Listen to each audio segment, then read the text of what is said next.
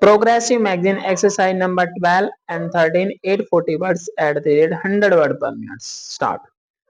In regard to production, we fear that we may again be in a mess. We have not been able to control lockouts, etc. And in regard to the production of groundnuts, cotton, and jute, there is an oversupply. The jute mills are crying that their products have not been taken up. In such mills are crying that their products have not been taken up.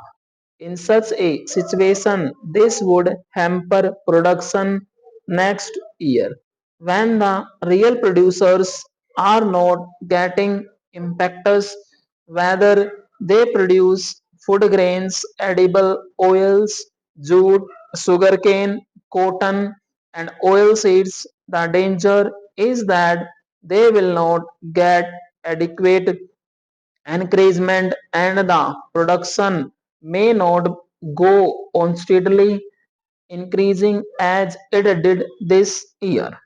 As such, one would expect that the government would consider the fact that the jute mills are not doing justice to jute production, its growers, or even to its marketing. They are depending entirely upon the government. They are not reducing the price of jute goods. When the price of jute has gone down naturally, we expect that the prices of jute goods will be less, but they are not cheaper. There is a crisis in the jute market, but the prices of finished goods are where they were. They are also slightly costlier in some respects. In such a situation, the production policy of the private sector is not helping the cause of the industry itself, much less to talk of that of the producers or consumers.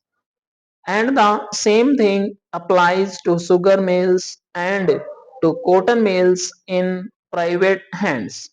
One would feel that the time has come when the government should take up craze to nationalize at least jute, cotton, and sugar mills in order to be in a stronger position and to have a strong hand over production and to have a steady increase in production in order to have proper distribution and reasonably prices.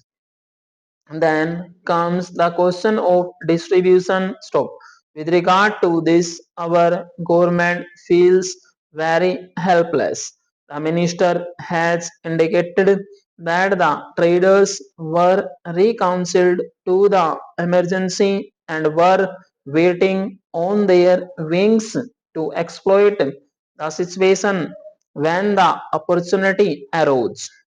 The opportunity was the delay in onset of the monsoon by 3 weeks, which led them to hoarding and black marketing. He is saying in a helpless manner that some delay in the onset of the monsoon allowed them to resort to hoarding and black marketing. Therefore, they are committing these crimes at a time when there is a national emergency, when the government has more than adequate powers to control them. There should be a panel to deal with compilation of production data and identifying trends of significance and advising the government in time to of need. Stop.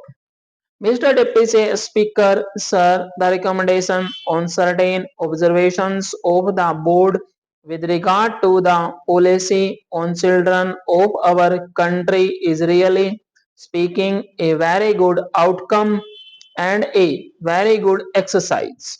I have patiently heard the views on the policy as they were expressed by our Honorable Deputy Minister on the last day of the previous session.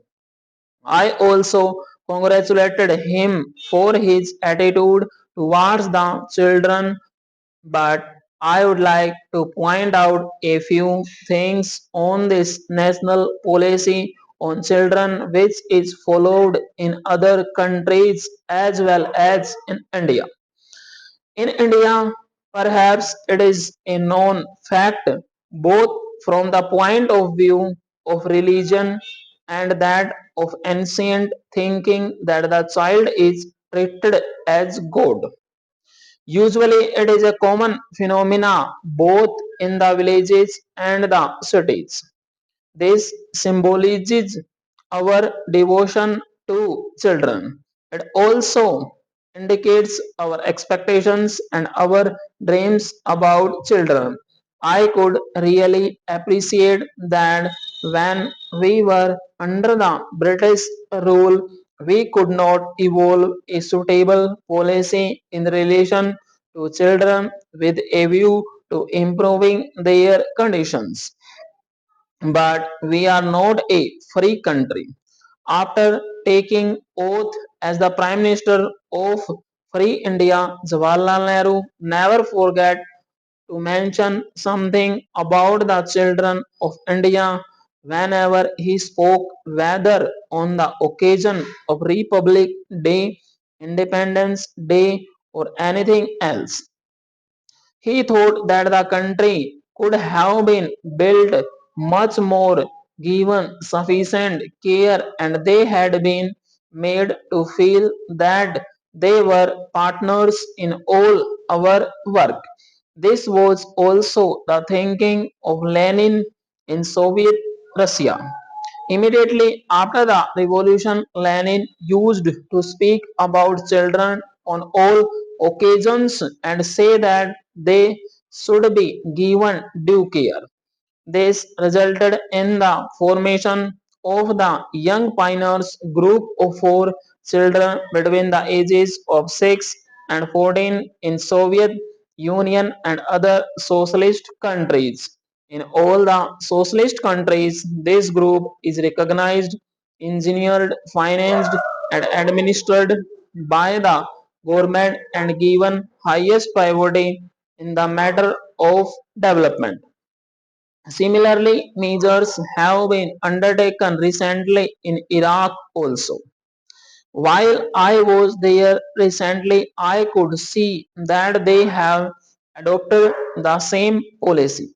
The first priority is given to them by that country. In our country, many organizations do take care of the children, voluntary organizations, and the state governments do provide them with many facilities. The recommendations are very nice. If we read them, they appear to be much more constructive than even the young. Stop.